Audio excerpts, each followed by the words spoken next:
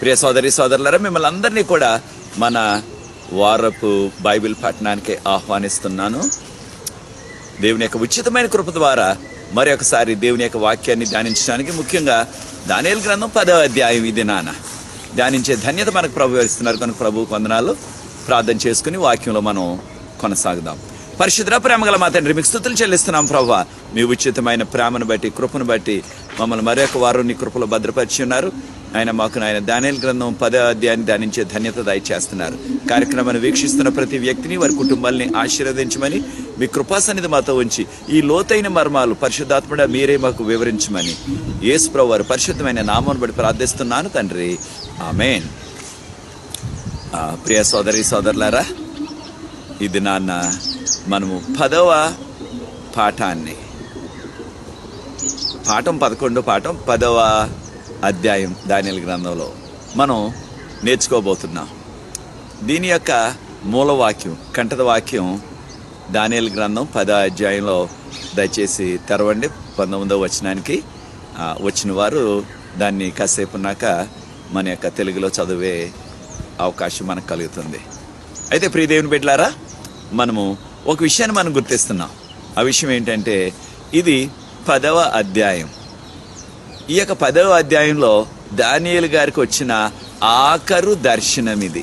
ఈ యొక్క ఆఖరు దర్శనాన్ని మనకి 3 అధ్యాయాల రూపంలో వాటిని మనకి బైబిల్ గ్రంథంలో సమకూర్చారు. మనకి నిజానికి ఆఖరు దర్శనం ఇది కోరేషు రాజు గారి 3వ సంవత్సరం. దానియేలు గ్రంథం 10వ అధ్యాయం 1వ వచనం చూసినట్లయితే కోరేషు రాజు యొక్క 3వ సంవత్సరపు పాలన. ఇంగ్లీష్లో కోరేషు రాజు గారిని సైరస్ అంటున్నాం. ఈ యొక్క సైరస్ రాజు గారు, వారిని మన యొక్క భాషలో కోరేష్ అంటున్నాం. ఆ కోరేష్ రాజు గారి యొక్క 3వ సంవత్సరం పాలన. ఎప్పుడు జరిగింది ఈ యొక్క 3వ సంవత్సరం పాలన అంటే, ఇది 535వ సంవత్సరంలో, 535 BC, 535వ సంవత్సరంలో జరిగిన ఉదంతం. అయితే ఈ యొక్క అధ్యాయంలో దానియేలు గారు ఉపవాస ప్రార్థన మొదలుపెట్టారు. మరలా ఒకరోజు కాదు, 2 రోజులు కాదు, 21 రోజులు ఉపవాసం. ఏకంగా ఒక రోజు ఉపవాసం చేయటానికే చాలా తటపటాయి చేస్తున్నాం మనం ఈ రోజుల్లో. దానియేలు గారు ప్రధానమంత్రి అయి ఉండి అప్పటికి ఆయనకి 90 సంవత్సరాలు దాటిపోయాయి అప్పటికి వయసు. ఆ 90 సంవత్సరాల వయసులో కూడా 21 రోజులు ఉపవాసంతో ప్రార్థించారు. దేని కొరకు ఉపవాసం? ఆయనకున్న అవసరాలు ఏమీ లేవు. ఆయన ప్రధానమంత్రి, ఆయనకి అన్నీ కూడా కలిగి ఉన్నవి. కానీ ఆయన ప్రజల కొరకు. కారణం గాబ్రియేలు దూత గారు చెప్పారు 10వ అధ్యాయం 11వ వచనంలో, దానియేలు నీ ప్రజల గురించిన విషయాలు. దానియేలు గారు ప్రజల కొరకు, తన యొక్క ప్రజలైన యూదా ప్రజల కొరకు, వారి యొక్క క్షేమం కొరకు, వారికి సమస్తం కలగాలని వారి కొరకు. అయితే వారికి వచ్చిన చిక్కు ఏమిటి ఇక్కడ అనే విషయాన్ని మనం ఒక్కసారి గుర్తించినట్లయితే, ఈ యొక్క యూదా ప్రజలందరూ కూడా, అంటే దానియేలు ప్రజలు, యూదులు అంటున్నాం మన వారిని, అయితే ఇశ్రాయేలీలు అంటున్నారు కొంతమంది. వారు ఈ యొక్క బబులోన్లో 70 సంవత్సరాలు ఉన్నారు బానిసలుగా. 70 సంవత్సరాలు ఉన్నారు. కానీ దేవుని యొక్క ఉచిత కృప ద్వారా వారికి విడుదల కలిగింది. ఈ విషయాలు మనం ఎజ్రా గ్రంథం 1వ అధ్యాయంలో మనం చూసినట్లయితే, ఎజ్రా గ్రంథం 1వ అధ్యాయం 1వ వచనం, ఎజ్రా చాప్టర్ 1:1, కోరేషు రాజు 1వ సంవత్సరపు పాలనలో, అంటే కోరేషు రాజు గారు రాజుగారు అవగానే ఎప్పుడయ్యారు ఆయన? 538, 538 BC, 538లో ఆయన రాజు అయ్యారు. ఆ రాజు అయిన సంవత్సరంలోనే రాజుగారు ఒక శాసనం చేసేశారు. యూదులందరూ కూడా ఎవరైతే వెళ్ళాలనుకుంటున్నారో, మీరు వెళ్ళి మీ దేశం వెళ్ళిపోవచ్చు. మీ దేశం వెళ్ళి మీ యొక్క దేవుడైన యెహోవాకు మీరు ఆలయం కట్టండి అని ఆయన విరాళాలు ఇచ్చారు రాజుగారు. దానితో పాటు ఆ యొక్క మందిరానికి సంబంధించిన ఏ బంగారు వెండి పరికరాలు ఉన్నా సరే, అది నెబుకద్నెజర్ రాజుగారి కాలంలో 70 సంవత్సరాల క్రిందట తెచ్చిన అవన్నీ కూడా పరికరాలు, బంగారం వెండి, అవి పాడు చేయకుండా, కరిగించకుండా, వాటిని ఎవరు వాడుకోకుండా వాటిని ఆ విధంగానే ఉంచేశారు. అయితే భద్రంగా వాటిని వాళ్ళ దేవుళ్ళ ఆలయంలో, లేకపోతే వారి యొక్క దేవుడి ఆలయంలో పెట్టేసి ఉంచారు. అయితే వాటన్నిటిని కూడా రాజుగారు లెక్కలో చూపించి యొక్క బబులోనీయులు లేకపోతే బబులోని రాజుగారు అయిన నెబుకద్నెజరు గారు ఏమేమి సరుకులు తెచ్చారో అవన్నీ కూడా మొత్తం యూదులకు ఇచ్చేయమని ఆజ్ఞ ఇచ్చారు. 1-2 4,400 పైగా ఉన్నాయి. 4,400 పైగా ఉన్నాయి. ఇవన్నీ కూడా అవన్నీ ఇచ్చేసి మళ్ళీ రాజుగారు విరాళం కూడా ఇచ్చారు, దేవాలయం కట్టుకోండి. అది మొదటి సంవత్సరంలో జరిగింది. ఈ యొక్క యూదులందరూ కూడా వెళ్ళదలుచుకున్న వాళ్ళందరూ కూడా ఒక 50,000 మంది ఎరుబ్బాబేలు ఇంగ్లీష్లో జెరుబాబేల్ అంటున్నాం. ఎరుబ్బాబేల్ గారు ఆయన రాజకీయ నాయకుడు. అప్పుడు జోషువా అంటున్నాం ఇంగ్లీష్లో, ఆయన యెహోషువ గారేమో యాజకుడు. వీళ్ళిద్దరు నాయకత్వంలో 50,000 మంది ఏకంగా వెళ్ళిపోయారు కుటుంబాలతో సహా బబులోన్ నుంచి యెరూషలేము. అది మొదటి సంవత్సరంలో జరిగింది. ఇది ఎజ్రా గ్రంథం మొదటి అధ్యాయంలో మనం వివరాలన్నీ చదవచ్చు. ఏమేమి ఇచ్చారు రాజుగారు వాళ్ళకి, వాళ్ళ ప్రయాణం ఎలా జరిగింది అన్నది. వాళ్ళ యొక్క ప్రయాణం 4 నెలల పైకి పెట్టేసింది. ఈ యొక్క బబులోన్ నుంచి యెరూషలేము వెళ్ళటానికి 4 నెలలు పైన పెట్టేసింది. వారందరూ కూడా వెళ్ళారు క్షేమంగా. వెళ్ళిన తర్వాత అప్పుడు వారు ఏం చేశారంటే ఆ యొక్క 7వ నెలలో, అంటే వాళ్ళు వెళ్ళిన 2 నెలల తర్వాత 7వ నెల వచ్చింది. ఆ యొక్క 7వ నెల అంటే యూదుల 7వ నెల అది మనకి కరస్పాండింగ్గా మనం చూస్తే అక్టోబర్ మాసం. అది యూదుల నెల టిష్రీ అంటారు దాన్ని, 7వ నెలని. ఆ నెలలో వారికి 3 పండుగలు ఉన్నాయి. ఒకటి బూరల పండుగ 7వ నెల మొదటి రోజు, 7వ నెల 10వ రోజేమో ప్రాయశ్చిత్త పండుగ, ఇంగ్లీష్లో డే ఆఫ్ అటోన్మెంట్ అంటాం. 7వ నెల 15వ రోజేమో ఆ యొక్క గుడారాల పండుగ. వారు గుడారాలు వేసుకుని టెంట్లు వేసుకుని, అంటే చిన్న చిన్న పాకలు వేసుకుని దానిలో 7 రోజులు ఉండాలన్నమాట. ఆ విధంగా ఆ పండుగలు చేశారు. అయితే దాని తర్వాత వారు 1 సంవత్సరం పోయిన తర్వాత, వారు వచ్చిన తర్వాత 1 సంవత్సరం పోయిన తర్వాత 2వ నెల 2వ సంవత్సరం వారు బబులోన్ నుంచి యెరూషలేము వెళ్ళిన తర్వాత 2వ సంవత్సరం 2వ నెలలో వారు అందరూ కూడా యెరూషలేము వచ్చి అప్పుడు ఈ యొక్క ఆలయానికి పునాది వేశారు. కనుక ఇది వారు 536లో అనుకోవచ్చు మనం. కారణం ఏంటంటే వారు అక్కడికి వచ్చింది 37లో వచ్చారు. తర్వాత ఆ యొక్క 36వ సంవత్సరం 537లో వారు అక్కడికి వచ్చారు యెరూషలేము. 536 సంవత్సరంలో ఈ యొక్క ఆలయపు పునాది వేయబడ్డాది. అప్పటికి ఆ యొక్క రాజుగారికి పాలన బబులోన్లో కోరేష్ రాజుగారు 2వ సంవత్సరం అది. అయితే మరొక విషయాన్ని మనం గుర్తు చేసుకోవాలా, ఇది 3వ సంవత్సరం. ఇప్పుడు ఇది దానియేలు గ్రంథం 10వ అధ్యాయంలో జరుగుతున్న విషయాలు 3వ సంవత్సరం. మరి 3వ సంవత్సరంలో ఏం జరిగింది? దానియేలు గారు ఎందుకు ఉపవాసం ఉన్నారు?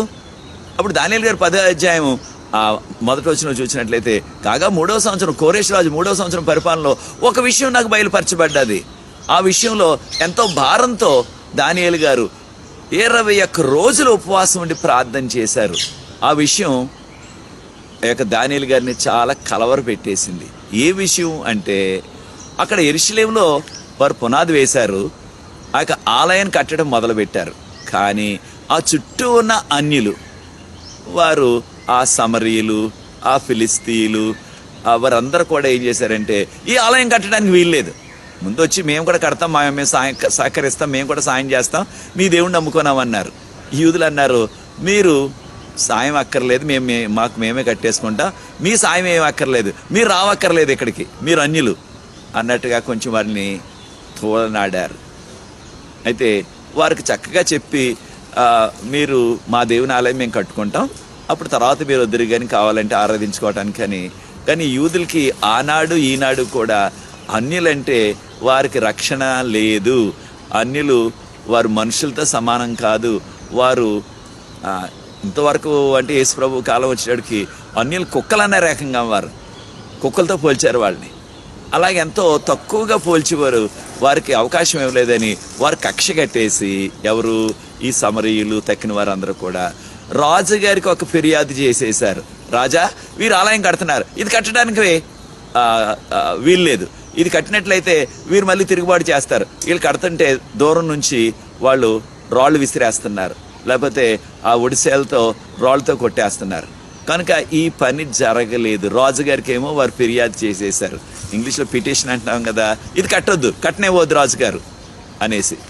ఎప్పుడైతే రాజుగారికి ఈ యొక్క ఫిర్యాదు అందిందో అది దానియేలు గారు తెలుసుకుని ఎంతో బాధతో, ఆయన ఎంతో సంతోషంతో 9వ అధ్యాయంలో ఉపవాసం చేశారు. ఆ ఉపవాస ప్రార్థనకి గాబ్రియేల్ గారు వెంటనే జవాబు ఇచ్చారు, దానియేలు ఇక్కడ నీ ఆలయం కట్టబడ్డాలా అని ఆ వివరాలన్నీ కూడా చెప్తే, లేకపోతే ఇక్కడ గోడలు కట్టబడాలా అన్నీ కూడా వివరాలు చెప్పారు. అవి నేర్చుకున్నాం గత కార్యక్రమంలో మనం. ఇప్పుడు దానియేలు గారికి వచ్చిన ఆ యొక్క చింత ఏమిటంటే, మనసులో వేదన ఏమిటంటే, ఆలయం కట్టనివ్వట్లేదు వీళ్ళ అన్యులు, ఆలయం ఆగిపోయింది. ఇప్పుడు అది మరి రాజుగారికి ఎంతో సన్నిహితుడిగా ఉన్నారు దానియేలు గారు, రాజుగారికి ఎంతో నమ్మకస్తుడిగా ఉన్నారు, రాజుగారికి ఎంతో ఈయన స్నేహితుడిగా ఉన్నారు. కనుకనే రాజుగారు దానియేలుని ప్రధానమంత్రిగానే ఉంచారు, ఈయన తీసేయలేదు. మరి అంత దగ్గర స్నేహితం ఉన్నప్పుడు, ఆయనకి ఎంతో రాజుగారికి నమ్మకంగా ఉన్నాడు, రాజుగారికి ఎంత దగ్గరగా ఉన్నప్పుడు ఆయన ఏం చేయాలా, రాజుగారి దగ్గరికి వెళ్ళి, అయ్యా రాజా కోరేష్ గారు, ఇలాగా కుట్రతోటి కక్షతోటి మా యొక్క దేవుని ఆలయం కట్టకుండా ఆ యొక్క అన్యులు, ఆ యొక్క సమరయులు, ఆ ఫిలిస్తీయులు వీరందరూ కూడా ఇలాగా కక్ష కట్టేసి ఆలయం కట్టనివ్వట్లేదు, మీరు వాళ్ళ ఫిర్యాదుని మీరు పట్టించుకోవద్దు, రాజుగారు మీరు ఒక శాసనం చేసేయండి మళ్ళీ కావాలంటే, ఇది ఎవడు అడ్డు పెడతానికి వీల్లేదు, అవసరమైతే రాజుగారు సైన్యాన్ని పంపండి అని రాజుగారిని అడగలేదు. చూచారా, దానియేలు గారు ఒకటే నేర్చుకున్నారు ఆయన యొక్క జీవితంలో. 9వ అధ్యాయంలో కూడా నేర్చుకున్న విషయాన్ని ఏంటంటే, ఏ సమస్య వచ్చినా, ఏ క్లిష్ట పరిస్థితి వచ్చినా దేవుని దగ్గరికి వెళ్ళటం, దేవునికి మొరపెట్టుకోవటం ఆయన నేర్చుకున్నారు. కారణం రాజులు నమ్ముకుంటే కంటే, ప్రజలు నమ్ముకుంటే కంటే యెహోవాను ఆశ్రయించుట మేలు అని మనకి కీర్తన 146లో చెప్పబడ్డది. కీర్తన 146లో, సామ్ 146. కనుక దేవుని దగ్గరికి వెళ్ళటం ఆయన నేర్చుకున్నారు ఆయన జీవితంలో. కారణం ఆయన రాజులకు రాజు, ప్రభువులకు ప్రభు. ఈయన రాజుగారికి స్నేహితుడు అయినా సరే కోరేషుకి, ఈ రాజు కంటే, మానవ రాజు కంటే ఆ పరలోకంలో ఉన్న రాజాది రాజు, ప్రభువులకు ప్రభు దగ్గరికి వెళ్ళారు. ఈ ఆధ్యాత్మిక సత్యాన్ని మనం కూడా నేర్చుకోవాలి. అదేంటంటే, మన జీవితంలో ఎటువంటి క్లిష్ట పరిస్థితి వచ్చినా, ఎటువంటి కష్టాలు వచ్చినా, ఎటువంటి మనకి వ్యతిరేక పరిస్థితులు వచ్చినా మన కుటుంబాల్లో, మన జీవితాల్లో, మొదట దేవుని దగ్గరికి వెళ్ళటం. అందులోనూ ఒట్టి మామూలు ప్రార్థన కాదు, ఇది ఏం చేస్తున్నారు, ఉపవాస ప్రార్థన, ఉపవాస ప్రార్థన. కనుకనే ఇది మనకి ఈ యొక్క పాఠ్యాంశం ఏమి ఇచ్చారంటే, ఫ్రమ్ బ్యాటిల్ టు విక్టరీ, అంటే ఆ యొక్క యుద్ధాన్ని నుంచి విజయం, యుద్ధం నుంచి విజయం వరకు. అంటే యుద్ధం చేశారు. ఏంటి, శారీరక యుద్ధం కాదు సమా, ఇది ఏదో కత్తులతో, కటారులతో, బళ్ళలతో చేసిన యుద్ధం కాదు ఇది. దానియేలు గారు ఆయన ఆధ్యాత్మిక యుద్ధం ప్రార్థన ద్వారా, దానికి దేవుడు జవాబిచ్చారు. కనుక ఇది ఆధ్యాత్మిక యుద్ధం నుంచి ఆ యొక్క విజయం, ఆధ్యాత్మిక విజయం ఆయనకి కలిగింది. అయితే దీనికి ఉన్న ఆ యొక్క మూలవాక్యం, కంఠత వాక్యం ఎవరైనా చదువుతారా? వచ్చిన వారు తెలుగులో, మన భాషలో. నీకు శుభమవును గాక, ధైర్యము తెచ్చుకోము, ధైర్యము తెచ్చుకొని నాతో చెప్పును. అతడు నాతో ఇట్లనగా, నేను ధైర్యము తెచ్చుకొని నీవు నన్ను ధైర్యపరిచితివి గనుక ఏలిన వాడైన నీవు ఆజ్ఞ ఇమ్మని చెప్పి తిని. ఓకే, నా ఈ యొక్క దేవదూత గారు చెప్తున్నారు, నీకు శుభం కలుగు గాక, నువ్వు ధైర్యం తెచ్చుకో, నువ్వు భయపడొద్దు ఏమీ కూడా అని దేవదూత గాబ్రియేల్ గారు దానియేలు గారికి అభయం ఇచ్చారు. ఇది దానియేలు గ్రంథం 10వ అధ్యాయం 19వ వచనంలో. అయితే ప్రియదేవుని బిడ్డలారా, ఈ యొక్క దానియేలు గారు ప్రధానమంత్రి అయ్యిండు కూడా, 90 సంవత్సరాలు దాటిపోయినా సరే ప్రజలు, అంటే యూదా ప్రజలు, లేకపోతే తన యొక్క పుట్టి పెరిగిన ఆ యొక్క పట్టణమైన యెరూషలేములో దేవుని ఆలయం కట్టడం కొరకు ప్రజలందరూ కూడా దేవుని ఆరాధిస్తూ దేవునిలో వర్ధిల్లటానికి ఎంతటి భారం కలిగి ఉన్నారో ఒక్కసారి మనం గుర్తించాలి. ఈ యొక్క ఆధ్యాత్మిక విషయాన్ని మనం కూడా గుర్తించాలి. మన గ్రామంలో కూడా, లేకపోతే మీరుంటున్న ప్రాంతంలో కూడా దేవుని మందిరం లేదా, దేవుని ఆలయం లేదా? ఆ దేవుని ఆలయం లేకపోయినట్లయితే ఆ ఆలయం కొరకు నువ్వేం చేస్తున్నావు ప్రియ సోదరి సోదరుడా? ఎంత భారంతో ప్రార్థిస్తున్నా. దానియేలు గారు చూడండి, ప్రధానమంత్రి అయిన కూడా ఎక్కడో బబులోన్లో ఉన్నప్పటికీ ఆ యొక్క నా పట్టణంలో దేవుని మందిరం ఉండాలి, నా పట్టణంలో దేవుని మందిరం కట్టబడాలి, నా ప్రజలు దేవుని మందిరం ఆరాధించాలి, అదే ఆయన తపన. అది నీకు కూడా ఉన్నదా? ఒకవేళ నీ యొక్క గ్రామంలో లేకపోతే నువ్వు ఉంటున్న ప్రాంతంలో, ఆ పట్టణంలో, నగరంలో ఒక దేవుని ఆలయం ఇక శిథిలావస్థకు వచ్చేసినట్లయితే, పాతదైపోయినట్లయితే, పడిపోయే పరిస్థితికి వచ్చినట్లయితే, దాన్ని మళ్ళీ క్రొత్తది కట్టడానికి నీ వంతు ప్రయత్నం నువ్వు ఏం చేస్తున్నావు? దాని కొరకు ప్రారంభంతో ప్రార్థన చేస్తున్నావా? చాలాసార్లు మనం దేని కొరకు భారం? మన ఇల్లు కట్టుకోవటానికి. పాతదైపోతే ఇంకా పెద్ద ఇల్లు కట్టుకుందాం, క్రొత్త ఇల్లు కట్టుకుందాం, లేకపోతే ఇల్లు లేకపోయినట్లయితే ఒక మంచి ఇల్లు కట్టుకుందాం. దాని కొరకు భారంతో ఎంతో కష్టపడుతున్నావు, డబ్బు పోగేస్తున్నావు, దాని కొరకే తపన మంది మన ఇల్లు కట్టుకోవటానికి. కానీ దేవుని మందిరం కట్టుకోవటానికి మనం ముందుకు రావట్లేదు. ఒకవేళ దేవుని మందిరం కట్టడానికి ఎవరైనా ప్రారంభించినట్లయితే దానికి మనం సహకరించట్లేదు, మన వంతు ప్రయత్నాన్ని మనం చేయట్లేదు. మన వంతు మనం చేయవలసింది ఆ యొక్క దేవుని మందిరం కొరకు కొంత విరాళాలు ఇవ్వటం లేదు. ఏదో అందరూ తల కొంత ఒక ఇంటి వారి ఒక ఇంటి వారి ఇంత తీసుకుందాం అనుకున్నారనుకోండి ఆ గ్రామస్తులు, మనం ఏదో మొక్కుబడిగా అది ఇస్తున్నాం అంతే. ఇంకా కొంచెం నేను ఎక్కువ ఇవ్వాలా, దేవుడు నన్ను దీవించాడు, నాకు కలిగి ఉన్నది, నేను అందరికంటే ఇంకా ఎక్కువ ఇవ్వాలా అనే భారం మనకి కనిపించటం లేదు. దానియేలు గారు చూడండి ఎంత భారం ఉందో. దేవుని మందిరం కట్టబడాలా, ఉపవాసంతో ప్రార్థించారు. నువ్వు ఎప్పుడైనా ఉపవాసంతో ప్రార్థించావు ప్రియ దేవుని బిడ్డలారా ఆ మందిరం కొరకు? లేకపోతే సంఘం బలపట్టలేదు, సంఘం బలహీనంగా ఉంది, సంఘం చిన్నగానే ఉంది, లేకపోతే నువ్వు ఉన్న ప్రాంతంలో సంఘం లేనే లేదు, దాని కొరకు ఎప్పుడైనా భారంతో ఉపవాసంతో ప్రార్థించావా? మన కుటుంబాల్లో, మన జీవితాల్లో అనేకమైన సమస్యలు ఉంటున్నాయి. ఆ సమస్యలు తీరేలాగా, ఆ సమస్యలు దేవుడే తీర్చేలాగా ఎప్పుడైనా ఉపవాసంతో భారంతో ప్రార్థించావా? చాలాసార్లు ఉపవాసం అంటే మనం ముందుకు రావటం లేదు, పట్టించుకోవట్లేదు. దానియేలు గారు ప్రధానమంత్రి అయ్యిండి కూడా ఆయన ప్రధానమంత్రిగా ఆయనకు కావాల్సిన మంచి ఆహారాన్ని తినటానికే ఆయనకి అన్ని అవకాశాలు ఉన్నాయి. అవన్నిటిని కూడా ప్రక్కన పెట్టేసి మానేసి ఏమంటున్నారు, 21 రోజులు అంటే ఉపవాసం మొదలు పెట్టారు. ఇవాళ జరుగుతుంది ఏవో జవాబు వస్తుందేమని, జవాబు రాలేదు. జవాబు వచ్చే వరకు కూడా నేను ఆ యొక్క రాజభోజనం లేకపోతే ఆ యొక్క ప్రధానమంత్రికి ఉండే చేయబడే ఆ చక్కని ఆహారం అది నేను భుజించను. ఇది వట్టి సింపుల్ ఫుడ్ అంటున్నాం. సింపుల్ అంటే ఒక కొంచెం ఏదో మనం చెప్పుకోవాలంటే ఏదో జావ లాంటిది లేదా కాస్త గంజి లాంటిది అలాంటిదే తింటూ కాను మళ్ళీ ప్రధానమంత్రిగా పనిచేయాలి. ఒక రోజు కాదు, 2 రోజులు కాదు, ఇది జవాబు వచ్చే వరకు కూడా ఇంక ఇలాగే నేను చేస్తాను అని దేవుని సన్నిధిలో ఆయన వాగ్దానం చేసి ఆ యొక్క గంజి లాంటిదో లేకపోతే జావ లాంటిదో అలాంటిదే కొద్దిగా తింటూ ఆ యొక్క ప్రార్థన మాత్రం మానలేదు ఆయన. అయితే ప్రియ దేవుని బిడ్డలారా, కొన్నిసార్లు ఈ ప్రశ్న కూడా వస్తుంది మనకి, అంటే ఉపవాసం అప్పుడు ఇంకా ఏది తినకూడదా, కొంచెం ఇంకా మొత్తం అన్ని మంచినీళ్ళు ఆహారం కంప్లీట్గా మానేయాలా అనే ప్రశ్న చాలామంది అడుగుతున్నారు నన్ను. అయితే దానియేలు గారు 10వ అధ్యాయంలో మనకున్న జవాబు ఏంటంటే, ఎక్కువ కాలం ప్రార్థించినట్లయితే అంటే ఎక్కువ రోజులు ఉపవాసం కొనసాగించినట్లయితే ఆ సమయంలో కొంచెం ద్రవ పదార్థాలు లేదా స్వల్పమైన ఆహారం తీసుకోవటం తప్పు కాదు. అయితే మత్తయి సువార్త 4వ అధ్యాయంలో యేసుప్రభువు వారు 40 దినాలు ఏమి తినలేదు, మంచినీళ్ళు కూడా త్రాగలేదు ఆయన. అయితే ఇక్కడ దానియేలు గారు మాత్రం పరిస్థితులను బట్టి, ఆయన వయసును బట్టి, ఆయన యొక్క బాధ్యతను బట్టి కొంచెం స్వల్పమైన ఆహారాన్ని తీసుకుంటూ ఆయన ప్రార్థన మాత్రం కొనసాగించారు, జవాబు వచ్చే వరకు కొనసాగించారు. కనుక ఉపవాసం చేసే కాలంలో ఎక్కువ రోజులు చేసినట్లయితే, 1 రోజు అయితే, 2 రోజులు అయితే, లేకపోతే 2-3 రోజులు అయినట్లయితే బాగానే చేయొచ్చు. ఎస్తేరు గారు రాణి గారి కాలంలో 3 రోజులు ఉపవాసం చేశారు. ఎస్తేరు గ్రంథం 4వ అధ్యాయంలో వారు ఏమీ తినలేదు, ఏమీ త్రాగలేదు. అయితే ఎక్కువ రోజులు మరి చేయవలసి వస్తుంది, 21 రోజులు ఏకంగా. కనుక దానియేలు గారు స్వల్పమైన కొంచెం ఆహారం తీసుకుని ఆ యొక్క గంజి లాంటిదో లేదా జావ లాంటిదో ఆ యొక్క పని కొనసాగించారు.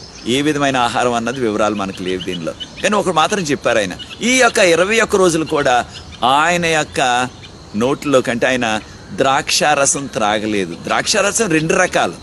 ఒకటి ఎక్కువ కాలం పొలవ పెట్టేస్తే అది మొత్తిచ్చే ద్రాక్షారసం, దాన్నే సారాయి అంటున్నాం మనం.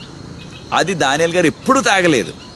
అయితే ఇంకొక ద్రాక్షారసం ఆ యొక్క తాజా ద్రాక్ష పళ్ళతో చేసిన ద్రాక్ష జ్యూస్ అనమాట, గ్రేప్ జ్యూస్ అంటున్నాం మనం. ఆ తాజా పళ్ళతో చేసిందైతే ఆరోగ్యానికి ఎంతో మంచిది. అయితే దానియేలు గారు దానిని కూడా త్రాగలేదు. మత్తిచ్చే పానీయం ఎప్పుడు తాగడు ఆయన. దాంతోపాటు ఆయన అంటున్నారు, నా యొక్క నోట్లోకి ఎటువంటి మాంసాహారం రాలేదు అన్నారు. దానియేలు గారు మాంసం తింటారా అనే ప్రశ్న వచ్చేస్తుంది మనకు వెంటనే. దానియేలు గ్రంథం మొదటి అధ్యాయంలో నేర్చుకున్నాం. దానియేలు గారు రాజుగారి మాంసాహారం, రాజుగారిచ్చే రాజుగారి ద్రాక్షారసం మేము తాగమని చెప్పారు వాళ్ళు.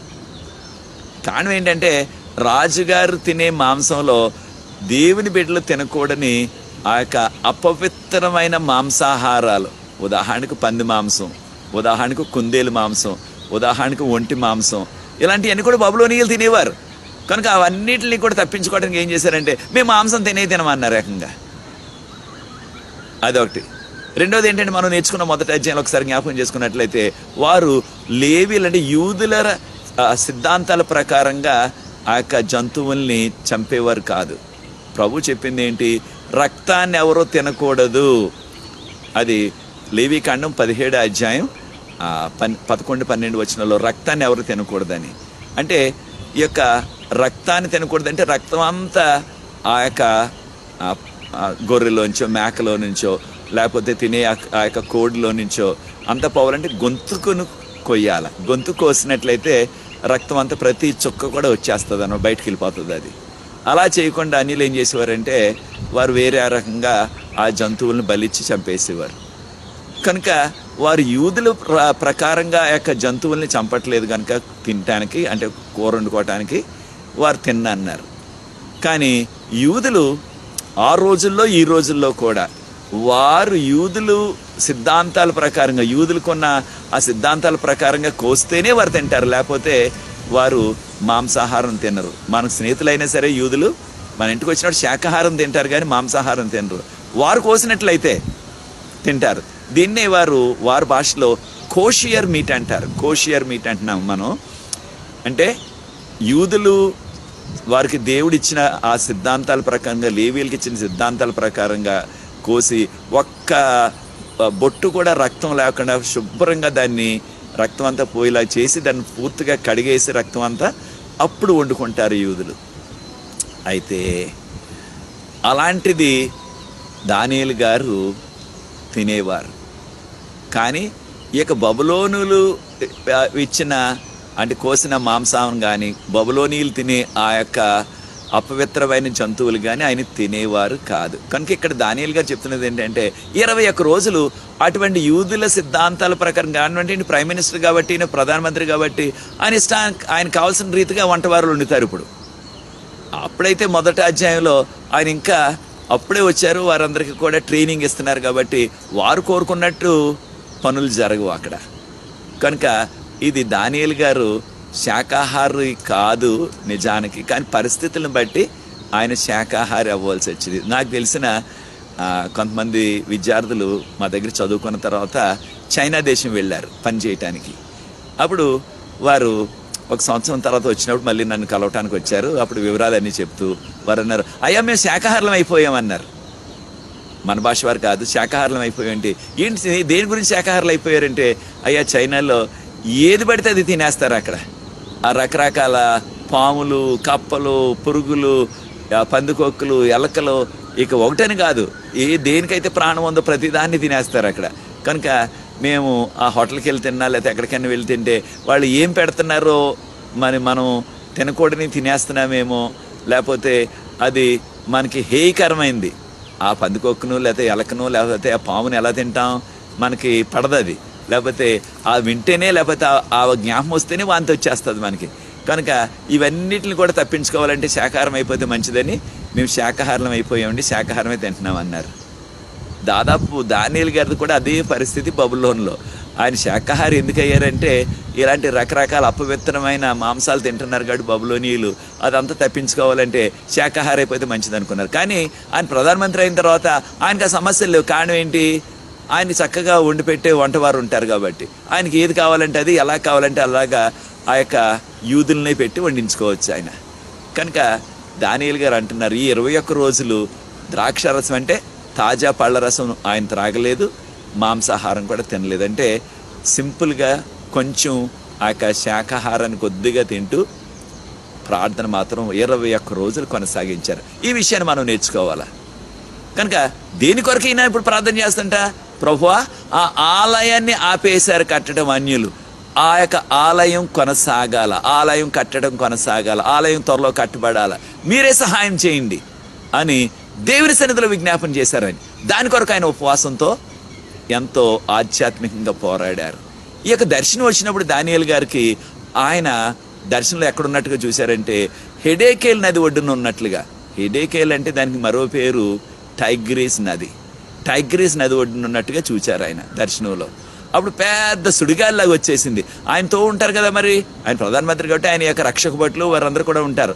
వారు ఆ యొక్క పెద్ద గాలి సుడిగాలి సౌండ్ వచ్చేసి భయం వేసి వారు పారిపోయారు అక్కడి నుంచి. దానియేలు గారు ఒక్కరే ఉన్నారు, వారు ఎవరు కూడా చూడలేకపోయారు. దానియేలు గారి దర్శనాన్ని చూచారు.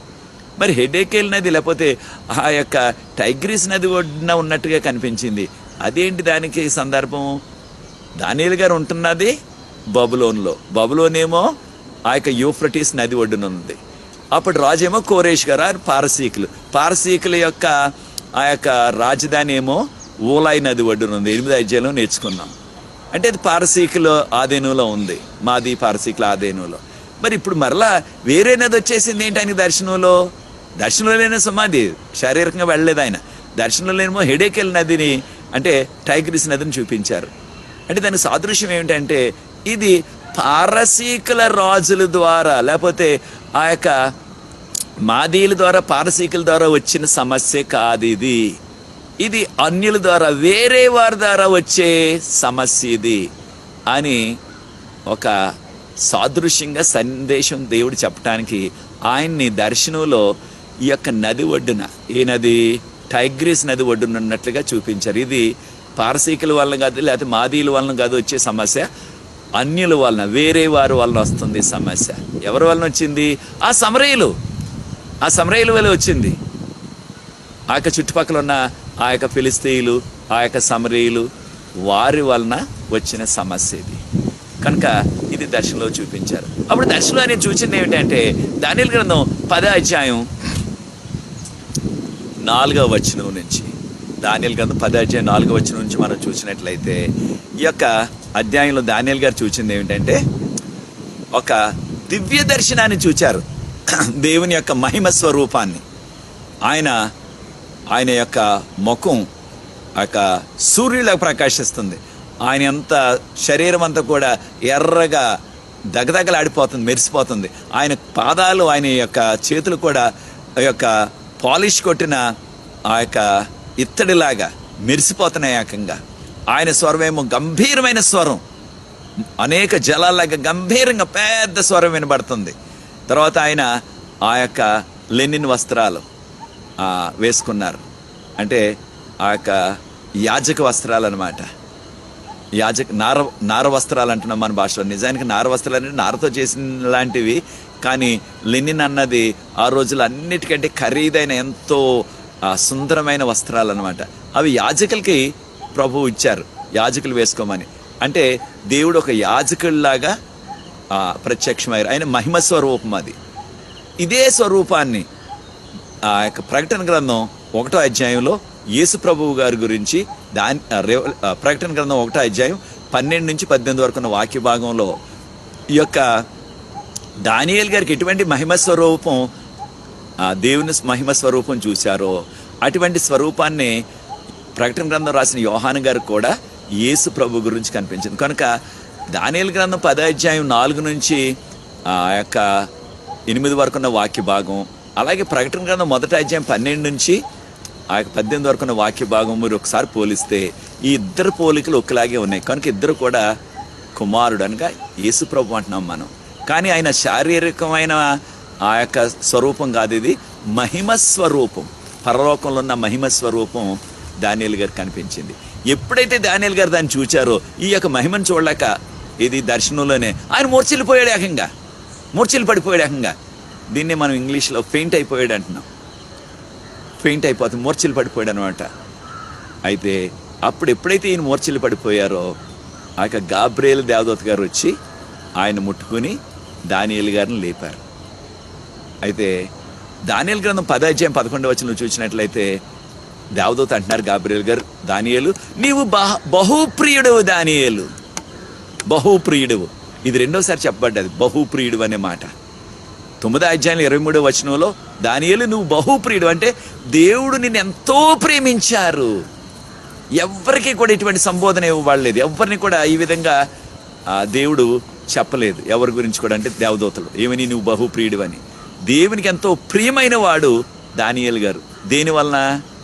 ఆయన ప్రార్థనా జీవితం, ఆయనలో ఉన్న విశ్వాస జీవితం, ఆయనలో ఏ విధమైన లోపం లేదు, ఆయనలో ఏ యొక్క ఫాల్ట్ అంటే ఏ విధమైన లోపం పట్టుకోలేకపోయారు. అటువంటి గొప్ప విశ్వాసి. మనం కూడా ఈ కడవరి కాలంలో విశ్వాసులుగా జీవిస్తూ ఏ లోపం లేని వారుగా, లేకపోతే ఏ మోసం లేకుండా, ఏ దగా లేకుండా మన జీవితంలో ఎవరికి ఎటువంటి కీడు చేయకుండా అందరికీ మేలు చేసేవారుగా ఉండాలి. ఎవరి దగ్గర ఏది లంచం ఆశించకుండా, లేకపోతే ఎటువంటి దుష్టక్రియలు లేకపోతే సాతాను క్రియల్లో మనం పాల్గొనకుండా ఉండాలి దేవుని బిడ్డలుగా. కారణం ప్రభు త్వరగా వస్తున్నారు. దానియేలు గారి నుంచి, దానియేలు గ్రంథం నుంచి ఈ యొక్క ఆధ్యాత్మిక సత్యం నేర్చుకుని దానియేలు వలె ఎటువంటి నింద లేని వారిగా ఈ లోకంలో జీవిస్తూ ప్రభువుకు మహిమ తేవాలా. అలా జీవించినట్లయితే ప్రభు మహిమ వస్తుంది. మనం దుష్టకార్యాలు చేసినట్లయితే ఏం క్రైస్తవుడు అండి, ఏదో క్రైస్తవుడు అంటాడు, ప్రభు నమ్ముకున్నాను అంటాడు, యేసు ప్రభు నమ్ముకున్నాను అంటాడు, ఇటువంటి కార్యాలు చేస్తున్నాడని ప్రభువుకి అపకీర్తి వస్తుంది. కనుక దానియేలు గారు ఆ యొక్క దేవదూత అంటున్నారు గాబ్రియేలు నువ్వు బహుప్రియుడు, నువ్వేమీ కూడా భయపడొద్దు, నీ ప్రజల గురించిన ఈ యొక్క దర్శనం ఇది అనేక దినాలు ఉంటుంది దానియేలు, నువ్వేమి కూడా గాబరా పడొద్దు, నువ్వు ఆందోళన పడొద్దు దానియేలు అని దానియేలుని ధైర్యపరిచారు. దేవదూత గారు దానియేలుని 3 సార్లు ముట్టుకున్నారు. ఒకసారి ముట్టుకున్నప్పుడు ఆయన స్పృహ కోల్పోయాడు, ఆ స్పృహ వచ్చింది మరలా, అంటే మళ్ళీ మేల్కొన్నాడు ఆయన. రెండవసారి దానియేలు గారు ముట్టుకోవాల్సి వచ్చింది, ఆ యొక్క దేవదూత ముట్టుకున్నారు. దేనికి రెండవసారి? దానియేలుకి ఈ యొక్క దర్శనం వల్ల స్పృహ కోల్పోవటమే కాదు, మాట కూడా పడిపోయింది కాసేపు. అప్పుడు ఎప్పుడైతే దేవదూత మళ్ళా ముట్టుకున్నారో రెండవసారి, అప్పుడు ఆయనకి మాటలు వచ్చాయి మరలా. మూడవసారి దేవదూత ముట్టుకున్నారు. దేనికి? ఎప్పుడైతే మూడోసారి ముట్టుకున్నారో ఆ యొక్క దానియేలు గారికి కోల్పోయిన ఆ శక్తి మరలా తిరిగి వచ్చింది. 3 విషయాలు జరిగాయి ఆ యొక్క దర్శనంలో. దేవుని యొక్క మహిమను చూడటం వలన, దర్శనంలో చూస్తేనే ఆ మహిమను తట్టుకోలేక పడిపోయాడు ఆయన దానియేలు గారు. ఒకటి మూర్ఛిల్లిపోయాడు, మూర్ఛిల్లిపోవటం వల్ల మాట పడిపోయింది, ఆయన శక్తి అంతా పోయింది. ఆయనే చెప్తున్నారు నా యొక్క శరీరానికి ఏ విధమైన శక్తి లేకుండా పోయింది, నేను ఎంతో నిర్జీవం అయిపోయాను. అయితే దేవదూత ముట్టుకోనగానే ఈయనకి మరలా మెలకు వచ్చింది. ఆయనకి తర్వాత రెండోసారి ముట్టుకుంటే మాట వచ్చింది, మూడవసారి ముట్టుకుంటే ఆయన శక్తి మరలా ఆయనకి తిరిగి వచ్చింది. ప్రియ దేవుని బిడ్డలారా, మనకు కూడా ఈ కడవరి కాలంలో ఉన్నాం. ఆ యొక్క దేవుని యొక్క ఇంగ్లీష్లో టచ్ అంటున్నాం, దేవుని యొక్క తాకిడి మనకి కావాలి మన జీవితాల్లో. మనం కూడా ఈ యొక్క కడవరి కాలంలో ప్రభువు కొరకు శక్తివంతులుగా, విశ్వాసులుగా, విశ్వాస వీరులుగా మనం జీవించాలంటే దేవుని యొక్క తాకిడి మనకు కావాలి. దేవుడు మనల్ని పట్టుకున్నట్లయితే మనకి ఆ మేలు కలుగుతుంది. అయితే దానియేలు గారికి ఈ విధంగా దేవదూత ముట్టుకున్న తర్వాత ఆయనకి తిరిగి లేచారు, మళ్ళీ శక్తి వచ్చింది, మాటలు వచ్చాయి. అప్పుడు దేవదూత అంటున్నారు దానియేలు నీవు ఎప్పుడైతే ప్రార్థన మొదలుపెట్టే ఉపవాస ప్రార్థన, వెంటనే నీ యొక్క ప్రార్థన పరలోకం చేరిపోయింది. దానికి జవాబు ఇవ్వటానికి నన్ను పంపించారు దేవుడు. అంటే ఒక ఆధ్యాత్మిక సత్యాన్ని కూడా నేర్చుకోవాలి. ఎప్పుడైతే మనం ప్రార్థన చేస్తున్నామో మన ప్రార్థన పశ్చాత్తాపంతో దేవుని మహిమ కొరకు అయినట్లయితే, స్వార్థ ప్రార్థన కాదు సమా, స్వార్థంతో చేసే ప్రార్థన కొన్ని ఉంటున్నాయి. ప్రభు నన్ను దీవించండి, ఇది నాకు కావాలి, అది నాకు కావాలి అన్నట్టుగా ప్రార్థన చేస్తున్నాం చాలాసార్లు మనం. దానియేలు గారు అటువంటి వాటి కొరకు, ఆయన సొంత కార్యాల కొరకు, సొంత అవసరాల కొరకు చేయటం లేదు, ప్రజల కొరకు. దీన్ని మనం విజ్ఞాపన ప్రార్థన అంటున్నాం, ఇతరుల కొరకు చేసే ప్రార్థన విజ్ఞాపన ప్రార్థన. విజ్ఞాపన అంటే ఇంటర్సెసరీ ప్రేయర్. అప్పుడు దానియేలు గారితో దేవదూత అంటున్నారు దానియేలు నీ యొక్క ప్రజలకి జవాబు ఇవ్వటానికి నేను నీకు వచ్చాను. అయితే ఆ యొక్క పారసీక రాజు నన్ను 21 రోజులు ఇలా నిలబెట్టేశాడు జవాబు ఇవ్వకుండా. ఎవరు పారసీక రాజు? అప్పుడు కోరేష్ రాజు గారు. మరి కోరేష్ రాజు గారి సమస్య ఏమొచ్చింది? ఆయనే కదా వీరందరికీ కూడా అనుమతి ఇచ్చారు వెళ్ళమని. మొదటి సంవత్సరంలో, 3వ సంవత్సరం మళ్ళీ ఏం పోయేకాలం వచ్చింది అనే ప్రశ్న వస్తుంది మనకి. అప్పుడు జరిగింది ఏంటంటే, ఆధ్యాత్మికంగా కోరేషును అనుమతి ఇవ్వకుండా హృదయాన్ని కఠినం చేసేసిన వారు 2 శక్తులు ఉన్నాయి ఈ లోకంలో, లేకపోతే ఈ విశ్వంలో. ఒకటి దేవుని శక్తి. అయితే దేవుని శక్తి ఆయన ప్రజల కొరకు ఆయన ఆలయం కట్టడానికి ఆ యొక్క దేవుని శక్తి పనిచేస్తుంటే, రెండవ శక్తి సాతాను శక్తి. సాతాను శక్తి ఏమో ఈ యొక్క కోరేష్ రాజు మనస్సుని కఠినం చేసేసి ఈ యొక్క ఆలయం కట్టుకోవటానికి ఏ అడ్డు లేదని మళ్ళీ శాసనం చేయటానికి చేయకుండా హృదయం కఠినం అయిపోయింది. ఎన్ని రోజులు? దేవదూత గారు గాబ్రియల్ గారు వచ్చి ఒక రోజు కాదు, 2 రోజులు కాదు, 21 రోజులు గోజాడారు ఎవరితో? రాజుతో. కానీ రాజు హృదయాన్ని బలంగా కఠినం హృదయం చేసేసాడు సాతానుడు. అయితే ఎప్పుడైతే ఈయన హృదయం కఠినమైపోయిందో జవాబు ఇవ్వటం లేదు. దానియేలు గారేమో ఉపవాస ప్రార్థన మానట్లేదు. చూడండి, ఈ ఆధ్యాత్మిక సత్యాన్ని కూడా నేర్చుకోవాలి. ఏదైనా ఒక విషయంలో, ఒక సమస్య విషయంలో, ఒక సమస్య వచ్చి దేవుని సన్నిధిలో ప్రార్థన చేయడం మొదలుపెట్టాం అనుకోండి, ఎన్ని రోజులు చేస్తాం సాధారణంగా మానవులుగా? ఏదో 1 రోజు, 2 రోజులు, 3 రోజులు, 1 వారం. తర్వాత ఏమనుకుంటున్నాం? దేవుడి జవాబు ఇవ్వట్లేదు దీనికి, దేవుని చిత్తం కాదేమో, మనం విడిచిపెట్టేస్తున్నాం. అయితే ఆధ్యాత్మిక సత్యాన్ని నేర్చుకోవాలి. చాలాసార్లు మన విశ్వాసాన్ని వమ్ము చేసేయటానికి, మన విశ్వాసాన్ని బలహీనపరిచేయటానికి సాతానుగాడు ఏం చేస్తున్నాడు? మనకు జవాబు రాకుండా, ఆ జవాబు ఎవరో ప్రజల దగ్గర నుంచి రావాలి కనుక వారు హృదయం కఠినం చేసేస్తున్నాడు సాతానుడు. అప్పుడు మనం ఏం చేస్తున్నాం? కొన్ని రోజులు చేసి దాన్ని విడిచిపెట్టేస్తున్నాం. దేవుడి చిత్తం కాదేమో అనేసి నెమ్మదిగా ప్రార్థన, ఆ విషయం గురించి ప్రార్థన చేయడం మానేస్తున్నాం. దానియేలు గారు చూడండి, పట్టుదలతో జవాబు వచ్చే వరకు ఆయన మానలేదు. 21 రోజులు పెట్టేసింది, అయినా సరే మానట్లేదు. ఆయన ఉపవాస ప్రార్థన కంటిన్యూ అయిపోతుంది. అప్పుడు ఎవరు దిగొచ్చారు? మిఖాయేలు దిగొచ్చారట. మిఖాయేలు ఎవరు? మిఖాయేలు అనే మాటకు మహోన్నతుడి వంటివాడు, మహోన్నతుని వంటివాడు. ఇంగ్లీష్లో one like the most high God. ఎవరు మహోన్నతుని, దేవుని వంటి వారు? ఎవరు? ఆయన కుమారుడు యేసుప్రభు అంటున్నాం ఆయన్ని. అంటే యేసుప్రభు దిగొచ్చారంటే యేసుప్రభుకు మరొక పేరు పాత నిబంధనలో మిఖాయేలు. అయితే చాలామంది దాన్ని మిఖాయేలు దేవదూతని తర్జుమా చేస్తున్నారు. తర్జుమాదారులు తెచ్చిన సమస్య అది, వాక్యంలో లేదది. మిఖాయేలు మీ రాజు. దేవదూత ఎవరు కూడా దేవునికి రాజు, దేవుని ప్రజలకు రాజు కాదు. దేవుని ప్రజల రాజు ఎవరు? యెహోవా, సైన్యములకు అధిపతియగు యెహోవా అని చెప్పబడ్డది అనేక మార్లు. అయితే మిఖాయేలు మీ రాజు, ఇశ్రాయేలు రాజు, సైన్యములకు అధిపతియగు యెహోవా. అయితే ఇంగ్లీష్లో ఏమనుందంటే the commander of heavenly army, Jehovah the commander of heavenly army. కనుక ఆ యొక్క రాజుగారు దిగొచ్చారు. అంటే చూచారా, ప్రార్థన చేస్తుంటే ఆధ్యాత్మికంగా పోరాటం ఇది. ఆ ప్రార్థనకు జవాబు ఇవ్వటానికి దేవుడే దిగొచ్చేశారు ఏకంగా. ఎప్పుడైతే ఆ యొక్క మిఖాయేలు దిగొచ్చారో అప్పుడు ఆ సాతాను శక్తులన్నీ కూడా పరారైపోయాయి. కారణం ప్రకటన గ్రంథం 12:7. Revelation chapter 12:7. ప్రకటన 12:7 ఏమనుందంటే, కాగా పరలోకంలో మిఖాయేలు తన దేవదూతలు, ఆ యొక్క ఘట సర్పము తన దేవదూతలకి యుద్ధం జరిగింది. ఆ యుద్ధంలో ఘట సర్పం తన దేవదూతలు ఓడిపోయారు. ఎవరి ఘట సర్పం? దానియేలు గ్రంథం 12:9. ఆ ఘట సర్పమే ఆది సర్పము, ఆ ఘట సర్పమే సాతానుడు అని చెప్పబడ్డాది. కనుక ఘట సర్పం సాతానుకి సాదృశ్యం. సాతాను శక్తులన్నీ కూడా పారిపోయాయి. అప్పుడు కోరేష్ రాజు గారు వీరికి అంటే ఆ పట్టణం, ఆ యొక్క దేవాలయం, పట్టణం కాదు దేవాలయం కట్టడానికి ఏమీ కూడా ఆటంకం లేకుండా అది కొనసాగాలని మరొక శాసనాన్ని చేసేశారు. కనుక ఆ యొక్క దానియేలు గారికి గాబ్రియల్ గారు చెప్పిన అభయం ఏంటంటే, దానియేలు నాకంటే అన్ని విషయాల్లో బలమైన మీ రాజు మిఖాయేలు వచ్చారు నాకు సహాయం చేయటానికి. ఆయన చేస్తున్నారు ఈ కార్యాలు. కనుక నేను వెళ్ళి ఆ మిగిలిన కార్యాలన్నీ చేస్తాను. కనుక నువ్వేమీ కూడా భయపడొద్దు, ఆందోళన పడొద్దు, నువ్వు బహుప్రియుడు అని మరలా రెండోసారి కూడా చెప్పి 18వ వచనంలో 10:18 దానియేలు 10:18 నీవు బహుప్రియుడు రెండోసారి చెప్తున్నారు అని చెప్పి ఆయన ధైర్యపరిచి అప్పుడు వెళ్ళారు. ఆ కార్యక్రమాలన్నీ కూడా జరిగాయి. ఆ యొక్క ప్రజలకి, లేకపోతే దానియేలు గారు చేసిన ప్రార్థనకి జవాబు వచ్చింది. అయితే ఈ యొక్క ఆలయం కట్టడానికి మరి 1 రోజులో 2 రోజులు కట్టే పని కాదు, చాలా కాలం పట్టింది. కోరేష్ రాజు గారి కాలంలో అవ్వలేదు. ఆయన యొక్క కుమారుడు కాలంలో, ఆయన ఒక 7.5 సంవత్సరాలు కాంబైసిస్ ఆయన పేరు పరిపాలించారు. ఆయన కాలంలో కూడా జరగలేదు. అయితే ఆయన మనమడి కాలంలో ఈ యొక్క కార్యం జరిగింది. దేవాలయం కట్టబడ్డది 515లో. అప్పుడు దాన్ని ఆ రోజుల్లో ఉన్న ఆ నాయకులు వారు దాన్ని దేవుని కొరకు ప్రతిష్ఠించారు. కనుక ప్రియ దేవుని బిడ్డలారా, దానియేలు గారు 10వ అధ్యాయం, దానియేలు గ్రంథం 10వ అధ్యాయం ఎంతో ప్రాముఖ్యమైనది. మనం అనేకమైన ఆధ్యాత్మిక సత్యాలు నేర్చుకోవటానికి, మనం ఏ విషయంలో దేవుని సన్నిధిలో ప్రార్థించడానికి మనం ఉపకరించిన అది పొందే వరకు కూడా మనం కొనసాగిద్దాం, దాన్ని ఆపేయొద్దు. దేవుడు తప్పకుండా దానికి జవాబిస్తారు. దేవుడు జవాబు ఇవ్వడానికి ఎప్పుడు సిద్ధంగానో మొదటి రోజునే పంపేశారు గాబ్రియేల్ని. కానీ ఈ మధ్యన ఆ సాతానుగాడు అడ్డొచ్చి ఆ యొక్క దీవెని వీరికి చేరకుండా కాస్త అడ్డు పెట్టేశాడు. అయితే సాతాను కలకాలం దాన్ని అడ్డు పెట్టలేడు సుమా, ఇక పర్మనెంట్గా ఆపేయలేడు దేవుని వచ్చే దీవెని. మేబీ కొంతకాలం ఆ దీవెన మనకి అందకుండా కాస్త అడ్డు పెట్టగలిగే ఆ యొక్క శక్తి వాడికి ఉంది.